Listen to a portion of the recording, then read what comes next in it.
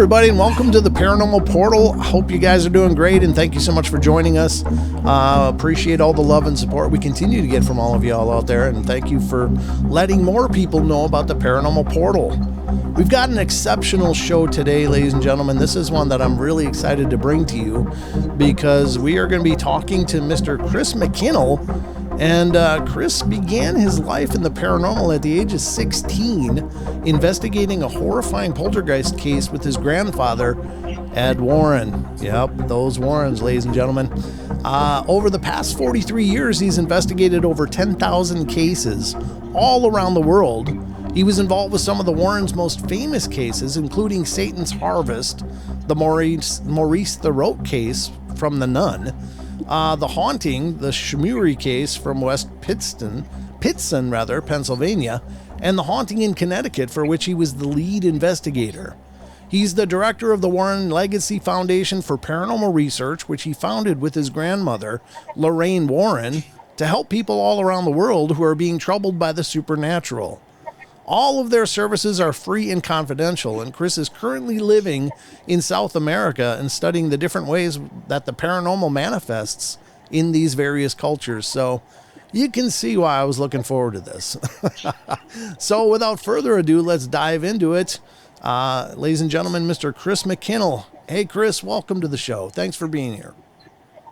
Thank you very much, Brent. I appreciate that. Oh, it's absolutely looking forward to our conversation. Me too. This is a rare opportunity. Of course, I guess first and foremost, you got to deal with the elephant in the room. What was it like growing up with Ed and Lorraine? I love my grandmother with all my heart. The woman's a saint. My grandfather was a practical joker who loved scaring people. Mm-hmm. And I have to admit, I spent, up until the night of my very first case, I was terrified of the dark. I could not sleep without a light on until the night I went on my very first case. Really? Okay. Yeah. So were you exposed to this stuff through your whole childhood, being that you were kind of growing up in their presence, or was it more something that you grew into in time, or how did this work? No, it was always there. Always. I mean, I was maybe three or four, and I got locked in the museum at night. Yeah. I wasn't there by myself long. Sure. Only a few seconds of screaming my bloody head off until my grandfather came running out of his office and rescued me. But it left a lasting impression. And you got to remember, I was born in '64. They started becoming well known, especially in Connecticut. They had their first book out in '68. It was called Deliver Us from Evil. Mm-hmm. Then by '72, I think, the Lindley Avenue case in Bridgeport, Connecticut hit. And that was the first time they really got public recognition after, over 20 years of investigation. Nobody knew who they were. And then that hit, and I was 7 years old, and I'm growing up watching the news attack these crazy people who were calling themselves ghost hunters, and the people at school are making fun of me as the kid with the crazy grandparents. Oh, yeah. So I was exposed to a lot of the ordinary prejudices that people have when you're dealing with the unknown. Sure. And I didn't like the publicity, I have to admit. Yeah, that'd be hard, especially at a young age. It's like, wow, yeah, and certainly people can be plenty cruel, but so you grew up in concert with this activity and with these items and such. At what point did you make the choice, like, this is what I want to do? Well, the truth is, I was also growing up as a budding psychic, and I had no idea what I was dealing with. And because my mother is terrified of the paranormal, and my father didn't believe in the paranormal, my grandmother to keep the peace within the family, never ever said anything to me about what I was experiencing. Instead, I would go to psychologists and psychiatrists and have to deal with it that way. Sure. We try to do something different now. My grandmother, she couldn't help me, but she made it up by helping anybody else that ever came to her who claimed to be a psychic, and helping them, guiding them. And as soon as the first movie came out, we had so many people asking for help because, most psychics grow up in isolation. Sure. They feel like they're strange. They feel maybe they're crazy. And with my background in therapy and so forth, I suggested, Graham, why don't we start an online support group? It became so popular that we now have one in English, one in Spanish, and we've got about 1,000 members around the world. Oh, fantastic. Yeah. So that means a lot to me. And I apologize because I do ramble and I have lost the complete thread of what your question was. Well, it was just, when did you make that conscious choice that this is my direction, Right. This is what I want to do? Was there a pivotal moment, or was it just always clear to you? No, I didn't have an interest per se. By the time I was 10, I was investigating other religions because I wanted to understand things. I was, the Mormons were coming in, and then I was studying with Jehovah's Witnesses for 6 months, and I was studying Zen Buddhism, and whatever I would come across, I wanted to study. But when I was 14, I started going on lecture tours with my grandparents. And I even, one of the trips, I got to meet one of the exorcists from the case that the original movie, The Exorcist, was based on. There's an actual case that movie is based on that had 3 priests, none of whom died, by the way, at least not in that case. Sure. And one of them came to the lecture, and that was pretty amazing. And then to see my grandmother during a PM magazine or one of these other afternoon talk shows, she was standing in front of a haunted house. I was with her at the time, and we were also with a local reporter, and she's rattling off everything that was happening inside that house, all of the ghostly happenings.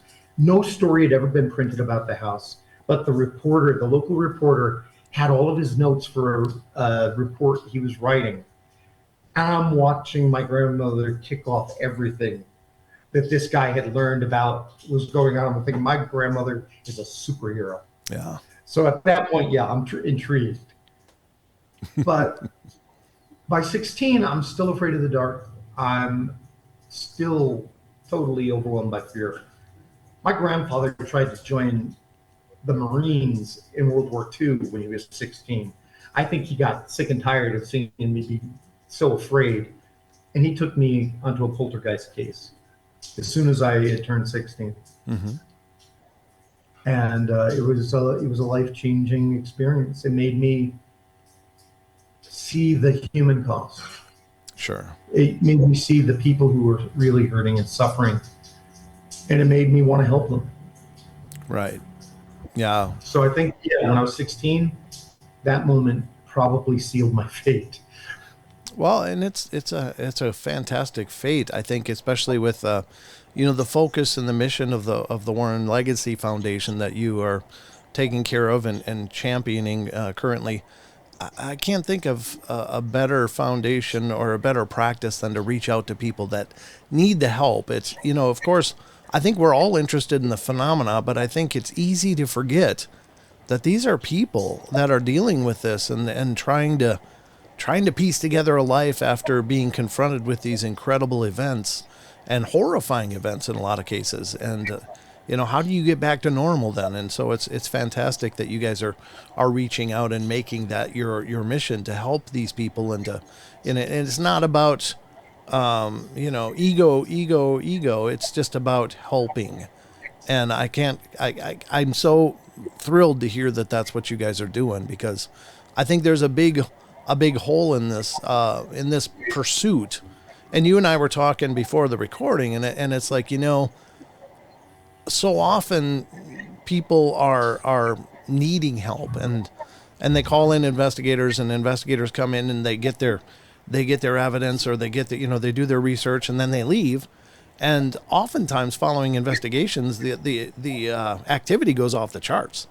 But the investigators are gone now. They've done their part and they've done their thing, and without much regard to what are these people dealing with afterwards and how much worse has it gotten. And so I love your very human approach, is what I'm trying to say, I guess. Thank you. I appreciate that. Yeah, that was the reason for the foundation. After the first movie came out, I had never liked these paranormal shows, so I never watched any of them. But after the first movie came out, and with all of the hoopla that was going on around it, I started paying a little bit of attention. And my grandfather had already died, and there was this one jackass on YouTube claiming he was using his spirit box to talk to my grandfather.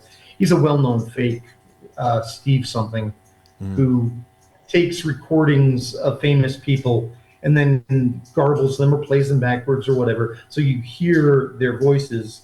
But of course, it's all fake. Oh. And I was so disgusted by what I was seeing online that I just said, no, we have to take care of people. That's what this is about. Yeah. And I have been lucky enough to surround myself with well over 100 members around the world who offer their abilities and their expertise and their kindness to those who are suffering. I do want to say, though, we take a very holistic approach, and there's some basic things people can do to protect themselves right up front.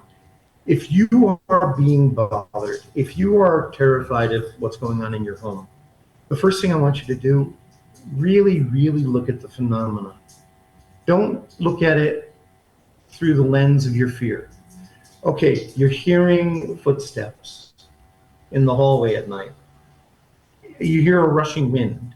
You hear knocking noises. A cup flew across the room and smashed against the wall.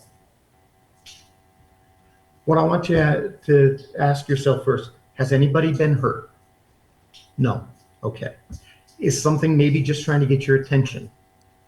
Granted, yes. A cup flying across the room and smashing against the wall, that's violent, it's scary, but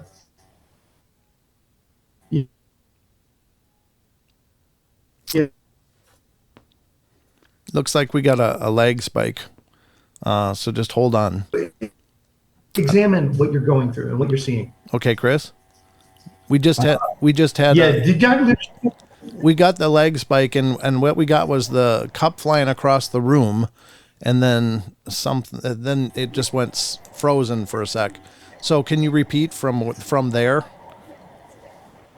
From where exactly? Because you just were speaking without sound. Oh, really? Okay. We got the cup flying across the room and smashing, and how scary that is. And then I'm not sure what you said after that because it froze. Okay, all right, that sounds fine. I can go from there. Okay. So, yeah, that's violent. Of course, that's violent and scary. But you have to remember that a spirit doesn't always have complete control over their energy, and they can be trying to get your attention, and something seems violent, but it really isn't.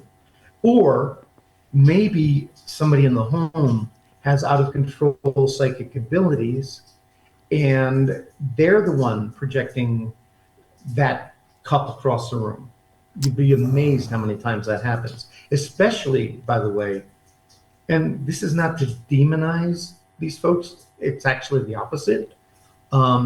People on the autistic spectrum are often incredibly gifted. Incredibly gifted. And I really believe that they could be the next step in our evolution. But they can be incredibly psychic.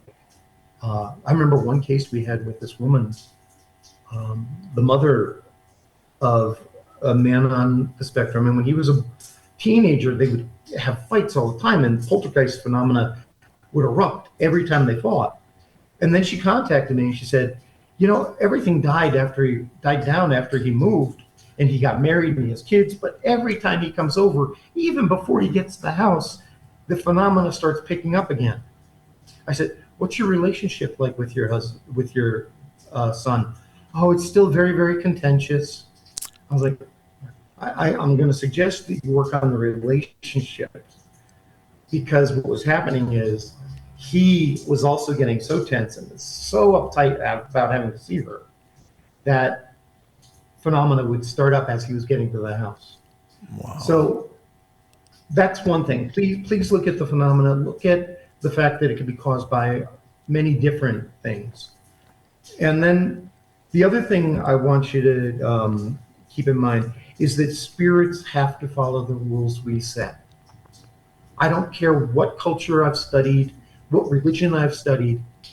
If you believe in the rules you're setting down, if you're saying, this is as far as I will allow you to go and no further, then you can actually set down the rules. But you have to believe in it. Mm-hmm. Yeah.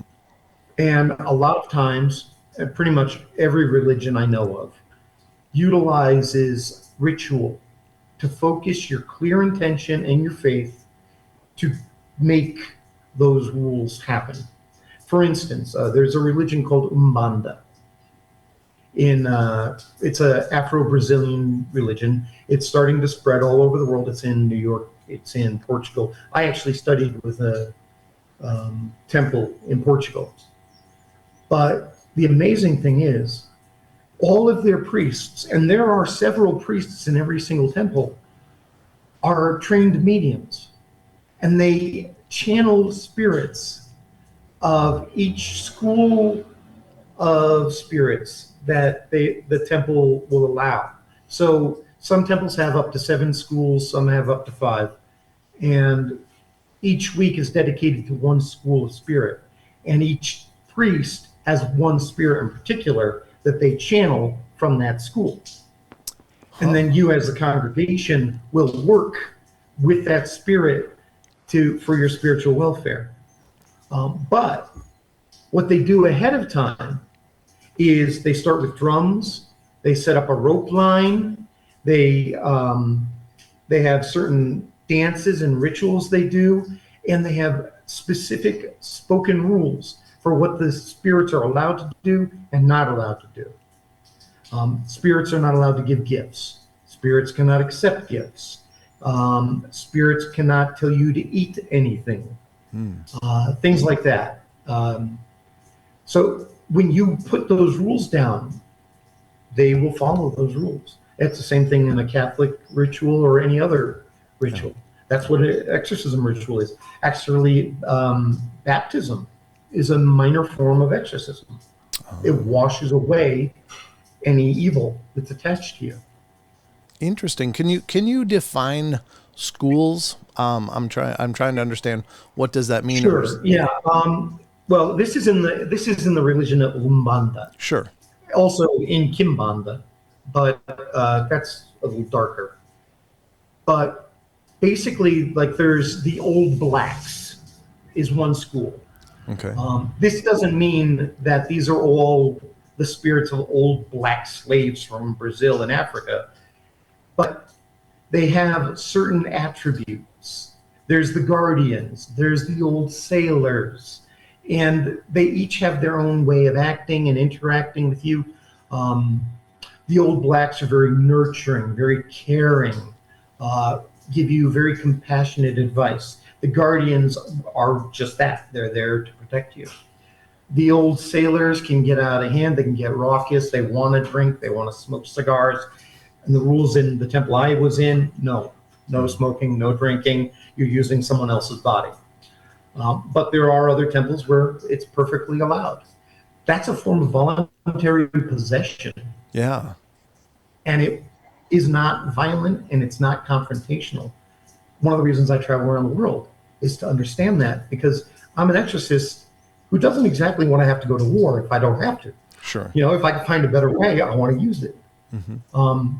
But if I can also give you one more piece of advice, folks who are being troubled, look at the underlying reasons why things are manifesting negatively in your home.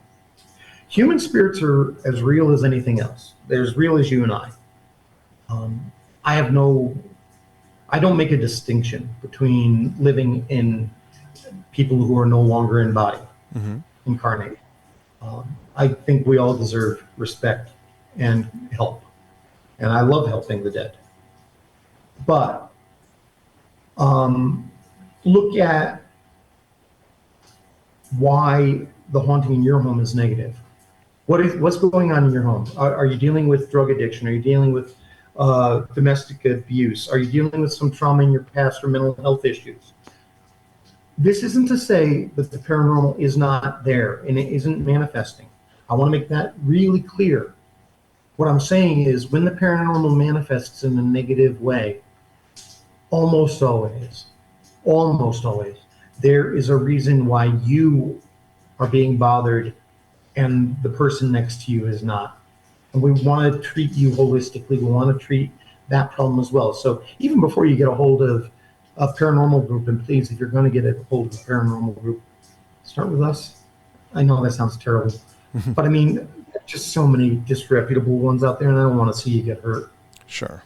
Yeah. But before you even do that, look at those things, and clean your home. Get rid of all the clutter. Make sure there's a free flow of energy. Don't argue in your home. Take it outside. Leave the negativity outside. Yeah. Don't conduct investigations in your own home as well. Don't pull out the spirit box and all this crapola, which, by the way, you're wasting your money. Just saying. Don't do that in your home. You're inviting spirits in when you do that. Yeah. You'll intensify the phenomena, and most people don't have a clue how to deal with that. Right. So don't do it. I'm really glad you said that. I firmly have believed, and I do a little bit of paranormal investigating as well, not regularly, and I don't claim to have much of a knowledge, of it. I'm just out there looking and seeing what I experience. But I do think you really hit the nail on the head there, because there does seem to be in many situations like this the need for the spirit to get some form of permission. The hauntings generally start out very subtle, and it's like, again, I'm not saying they're all negative, but just let's say it's a negative haunting. Starts out very subtle, like it might just be a dark, cold thing, and it might escalate over time. But it seems to be that these negative spirits are pushing people to surrender.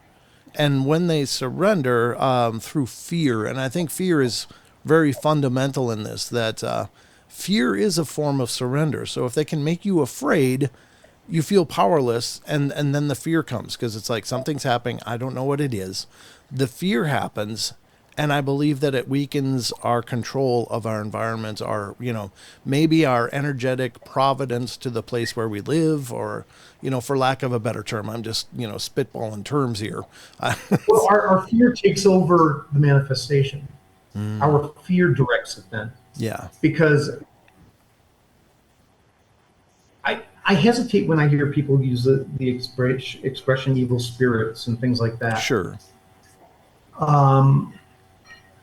And I think I've said this in every single one of many hundreds of interviews. I don't believe in demons. I don't believe in fallen angels. Okay. I've studied the history of demons. Culturally, historically, for instance, just quickly, ancient Greek, the daemon was the go-between between God and humanity. He was the one that carried messages. Demons in Hindu or Buddhist religion are not necessarily evil. Garuda, I believe, carries Shiva or Krishna on his back, and he's a demon carrying a god. Even Satan, the term the Satan, which was the original term, was a spiritual prosecutor. He was there to test your faith. And when you look at the story of Job, for instance, that's a perfect example, because here comes Lucifer, Prince of Heaven, walking into the throne room, walks right up to God and says, God, I hear you got this guy who's your most faithful. Let me test him. God says, do whatever you like, just don't kill him. So he kills all his animals, kills his whole family, and then God rewards him threefold or tenfold, what have you, for his faith.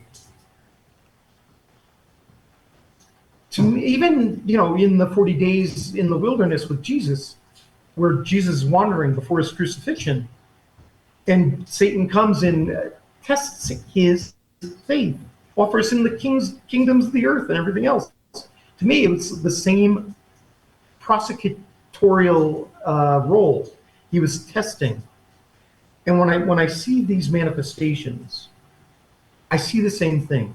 I see something that is pushing us maybe closer to God. Some of us do fall. Yes, I've had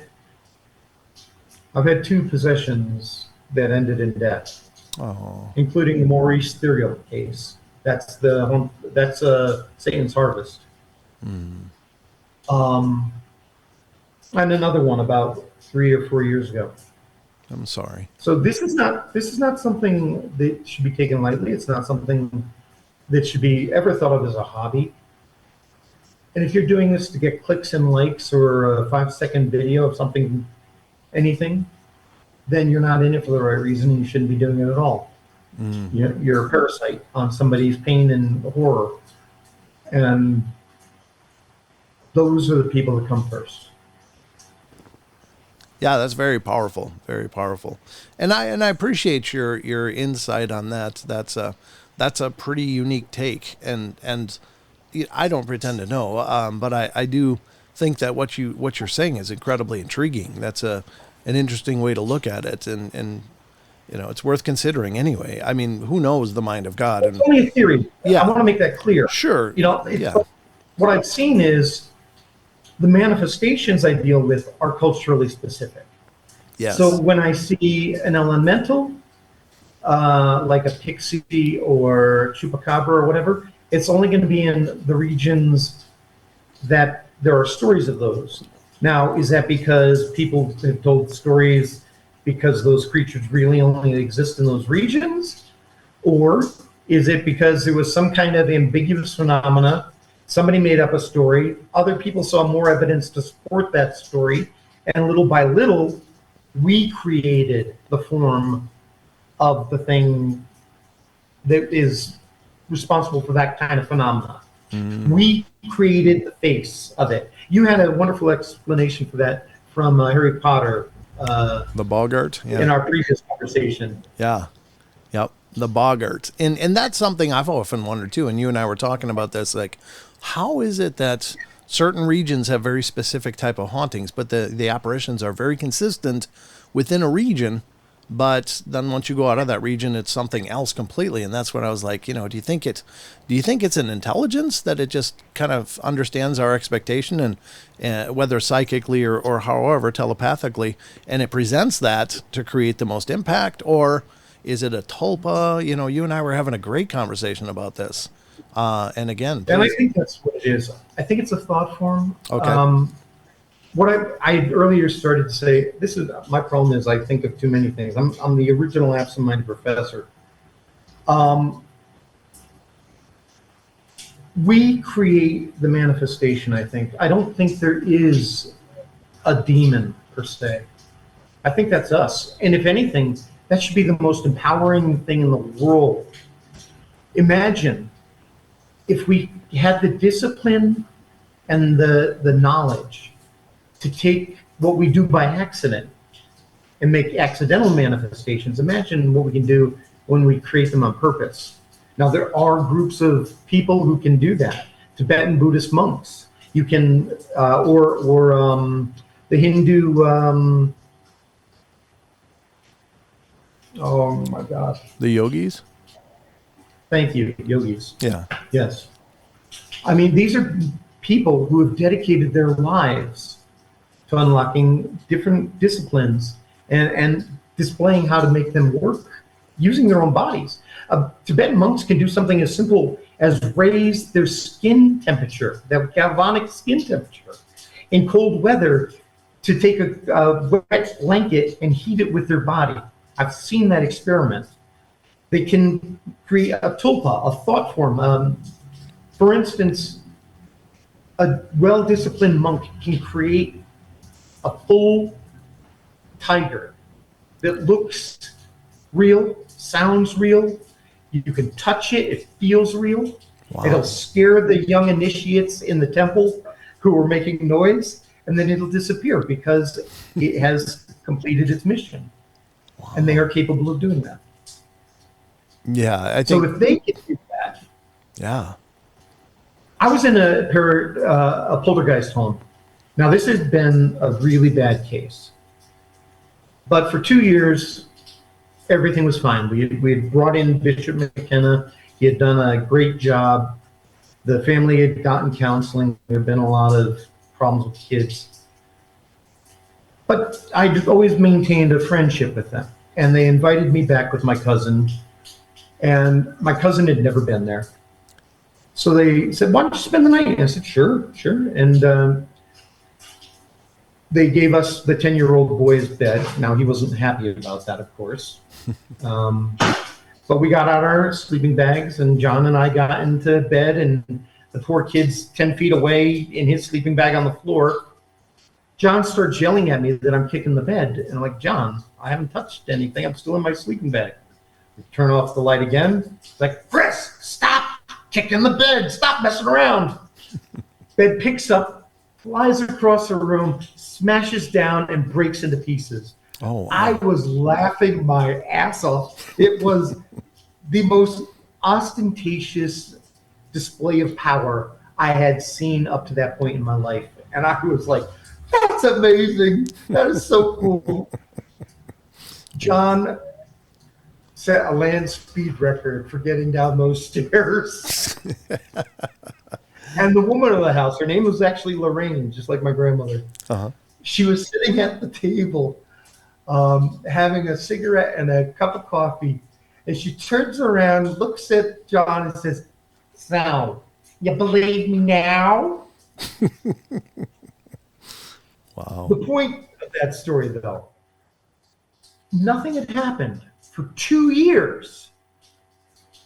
We pissed off that one poor 10-year-old by taking his bed and making him sleep on the floor. Wow. He tapped into the energy still present in the home. And one night only, we got a massive display of power. Nothing else ever happened again in that house. For years afterward, nothing. It was a one-time thing. And that's when I started to realize what we were capable of. You know, in college, I'm going to go off on a tangent now. Sure. Forgive me. In college, I studied two particular theories, well, three, that really influenced me. One was Gestalt theory, which is the idea of a therapy that is very holistic. Like if you were going to examine a person's dream, you are every part of that dream. So if you're walking down a footpath and you see horse manure on the ground, I would ask you, so what does it feel like to be that horse manure on the ground? And the idea being, I'm eliciting different aspects of you. I'm learning more about you and how you view the world. And it's very holistic. So that was one. The other one was a self-fulfilling prophecy. That's an extraordinarily powerful thing. It's very similar to placebo effect in my mind. Because, for instance, here's one experiment that they did with many, many classrooms. They told the teacher, they did a fake exam, aptitude test. And then they told the teachers, this half of the class is going to excel this year. And this half is just going to do ordinary, they're going to do great, but just normal. And at the end of the year, lo and behold, that teacher had exactly those outcomes for their students every single time. Yeah. A placebo can be more effective than medicine. It's that same idea. If you believe in it, you can make it happen. Yeah. Yeah, that's a great point. Well, to me, that's an example of our power. But On the flip side, the third theory that fascinated me was labeling theory. Because labeling theory is the idea that human beings need to label everything to feel comfortable. Oh. People always ask me, what kind of psychic are you? What kind of abilities do you have? It's like, well, I don't label them because that's limiting. Right. I'm putting a limit on myself. I'm saying I'm this, but I'm not that. So I don't label myself. People ask, what am I? I wear a lot of hats. I do a lot of things. Sure. And I don't want to label myself because I don't want to limit myself. Mm-hmm. But I've also seen the power of the label, because when you label that thing becomes what you've labeled it. Yeah. And I think that's also true with our spirits, our spirit world. If you believe it's the devil in the hallway, even if it's your grandmother actually coming to check on you, it's still going to be a terrifying experience, even though by rights it should be the most beautiful thing in the world. Yeah. I think those are very profound insights. And I used to be a teacher for a period of time, and I enjoyed doing it and all of that. But I was in this training program provided by a university in the area. And they did talk about exactly one of those things that you mentioned, which I thought was incredibly profound then. And I'm glad to hear that, you had had learned the same thing. And that was the instructor was talking about how they had done an experiment. And I'm kind of split two ways on this. It was interesting in that it proved a theory, but it's also, I hope it didn't do any lasting damage to the subjects. But they took a inner city school that had this really underperforming group of kids, and they tested horribly. But they told these kids, you guys are actually coming up as geniuses. And then they went to another school, and I'm paraphrasing this a bit, but where they had a classroom of excellent, excelling kids, and they did the test, and they said, well, you guys are actually pretty average. It's great that you're in this class, but it doesn't look like your tests really reflect that. And then they followed up, and sure enough, incredibly unethical. I know, right? Because you're actually killing the light in half of these kids and giving a light to half of them. But anyway, so that's why I'm kind of torn on this. But exactly as you were suggesting, both groups performed according to what they were told. The really underperforming kids that just were having all kinds of trouble suddenly became these overachieving genius level kids, and the genius level kids actually started performing very normally. And which isn't bad or good. It's just academics, but still. I agree with you, though. I think it was a horrible precedent, but interesting that, you're absolutely right. We believe a version of ourselves and we manifest it. Yeah. The truth is, we all carry light inside of us, and if we nurture it, we can be incredibly powerful. Yeah. I know this is going to sound silly, but I just watched this wonderful movie that I guess is on Netflix. It's called The Beautiful Game. And it's about the homeless World Cup for soccer, for football. And I guess it's been going on since the early 2000s. And it was amazing to watch this movie and how empowering it was for these men and women who these are real people and real stories, and I want people to understand. I'm a pastor, look. So when I see the hypocrisy in churches where people preach, and God be with you and all this stuff, and then they walk outside and they ignore the guy suffering on the sidewalk. Right. No. We're supposed to help each other. And my work has taught me how extraordinarily powerful we can be. So when I see how we tear one another down and how our leaders pull us apart and weaken us, just like half of the people in your last experiment you talked about, I think that most societies, not all, but most societies are created in a way that is meant to dampen our light. It's meant to keep us conforming and less productive and less creative and less thoughtful. America, sadly, we are not taught to think. I'm what? I'll be 60 this year. I never took a civics class. They were already being phased out in the 70s. Sure. Kids today don't have a clue how government works. People today don't. And it's because we don't accept our own power.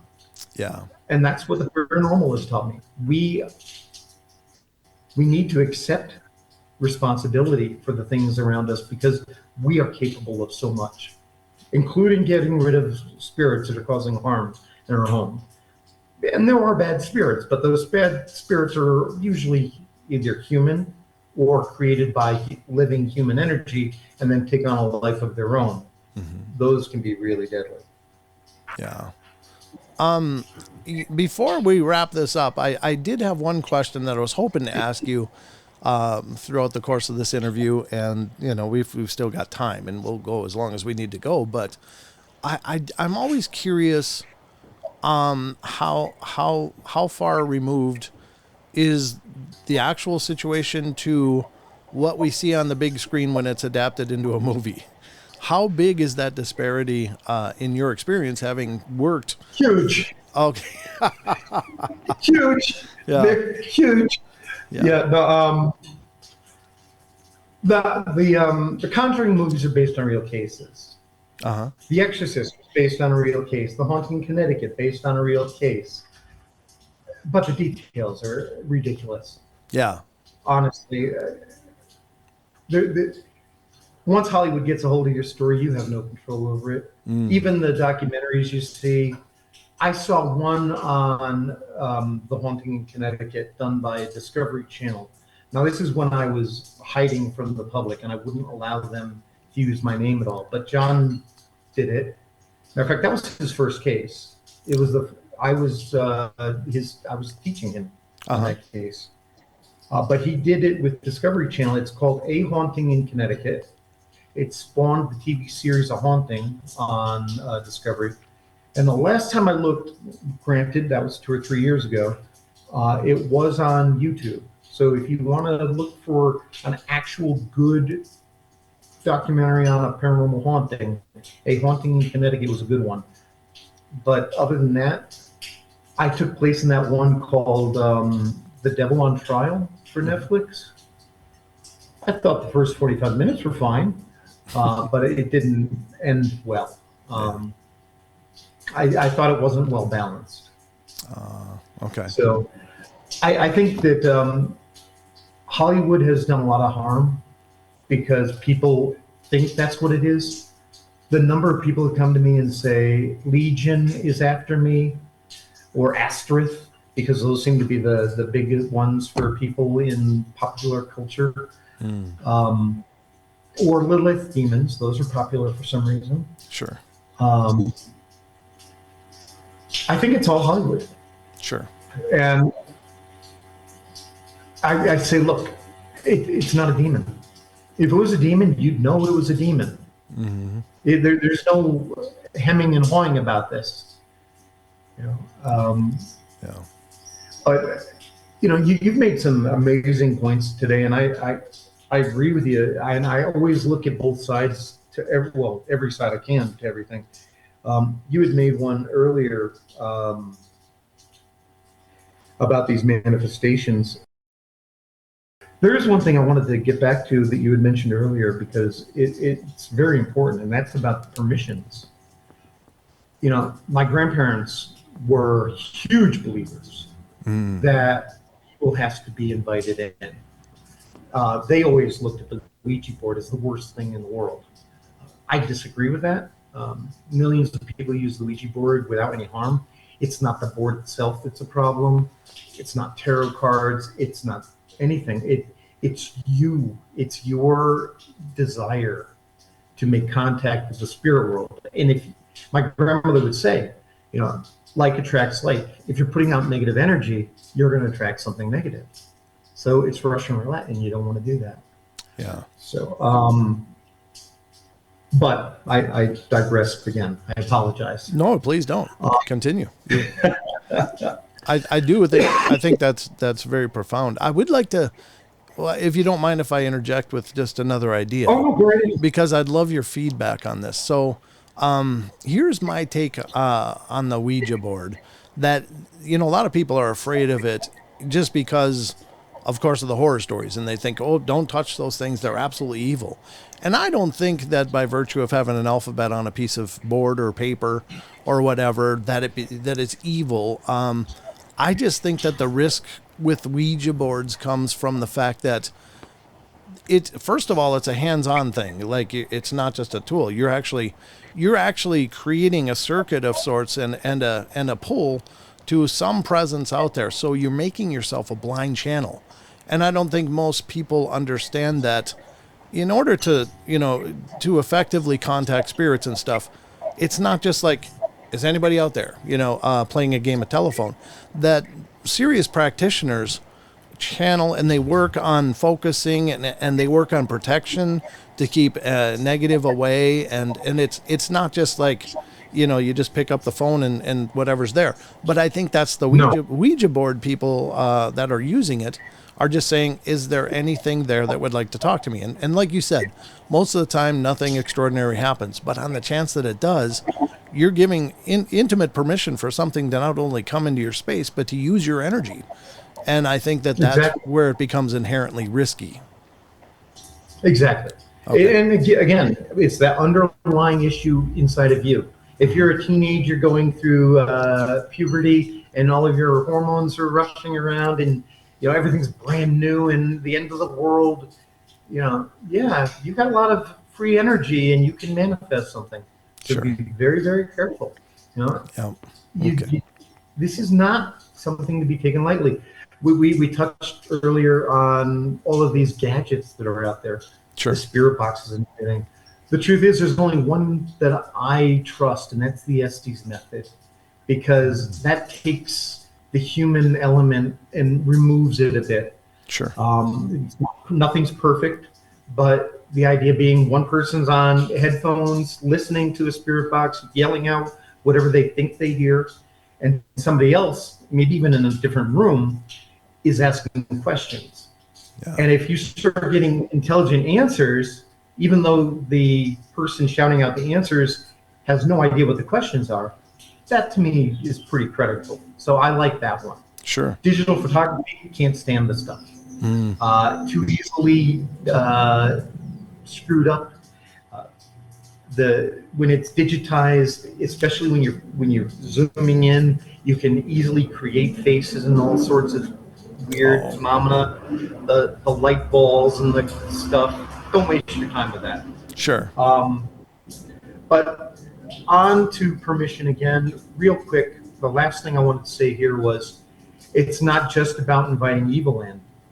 If you want to get rid of the problem, you also have to use your free will and invite good in. Mm-hmm. It doesn't matter if you call that good the universe, Yahweh, Krishna, God. It doesn't matter. Sure. God doesn't care as far as I can tell. Every religion has exorcism rites. They all work, which tells me God's listening, to every religion, and he cares more about your heart than he does about your belief. As long as you believe in God, and that God is an empathetic, compassionate, loving God, and you practice that, I think you're as close to godly as you can possibly get. And do that, especially when you're in a haunted situation. Right. That's amazing. And I think that's very profound. I know that we're probably getting to the end of the time that we have available, but I do want you to take some time, Chris, and let people know how to get involved in the Warren Legacy Foundation, how to stay in contact with you if you're inviting that opportunity for people, and how to stay in touch with what you've been up to. No, absolutely. No, I'm available to anybody anytime. If you need help, please reach out. You can find me on Facebook, Chris McKinnell, and you can find me on Instagram at Warren Files. And you can also find us at our webpage, which is WarrenLegacyFoundation.com or WarrenFiles.com. There you can click on our contact us link. There are two links there. One is for applying to the foundation. If you believe that you are the right person for us, then yeah, absolutely. Or you can also ask for help. Our applications are both in English and Spanish right now. Sorry, they're not in other languages, but we're working on it. And other than that, you can also go to the Warren Files YouTube channel. We've got over 100 videos on there where, no, you're not going to see things flying across the room, but you're going to hear the true story of Annabelle. You're going to hear the true story of the Amityville Horror. You're going to learn how to protect yourself psychically. You're going to learn how to properly conduct an investigation and things of that sort. To me, I'm not involved in the paranormal because I love it. I'm involved in it because there's a need for people who care. And that's what I want to do. I want to care. I am writing a book. I'm working on it. If anybody knows any publishers, let me know. It's my autobiography, growing up a Warren. And it also talks about, I've lived in 98 places around the world, from Africa and the Peace Corps to the second Palestinian uprising in Jerusalem, to meeting a military dictator, or even studying with the Dalai Lama. So that will all be in the book, as well as all of the weird cases and other experiences in my life, like having to fight a African drug dealer at the Eiffel Tower in full view of the police. Oh my gosh. Yeah, that was interesting. It's been an unusual life. Yeah. So I'm working on that. And for a very limited number of people, I'm accepting applications for one-on-one classes for paranormal investigators right now. I'm only going to take between 5 and 10, but we're going to conduct this very similar to the way they do in Oxford and Cambridge. It's one-on-one. I work with the student. We discover what is their best curriculum, what are the topics they want to work on, but it's also very organic, like you and I talking. Yeah. 1 minute we're going to be talking about one thing, next thing we're going to be talking another, and then we're going to be working on research. So hopefully we can get some great investigators out of that effort and get some new members into the foundation around the world. Absolutely. Ladies and gentlemen, definitely check it out. Not only if you have problems and need help, check out the Warren Legacy Foundation, but also if you think you can be helpful to what they're doing and help spread their mission, reach out to them, get involved. It's been an absolute pleasure, Chris. Thank you so much for taking the time. I know it's not easy to be like on the other side of the world with a sketchy connection, but we've made it work. I've just loved this conversation, brother. Oh, thank you. Me too. I've really enjoyed it. By the way, for your listeners, that's my living room. Love the ceiling. That's amazing. Yeah, we didn't show the ceiling, did we? Yeah, that's the skylight. That is awesome. That's beautiful, brother. Well, yeah, that's a traditional home here. Yeah, I love it. I love. I leave my bedroom door open at night and listen to the rain fall into my living room floor. Well, that's amazing. And I hope you'll come back. We've obviously just touched the surface here, but we've got a lot of ground to cover. If you're willing, I'd love to have you back. I'd be happy to. Thank you. All right, Chris. Thank you so much, brother. Have a great day. God bless you. Take care.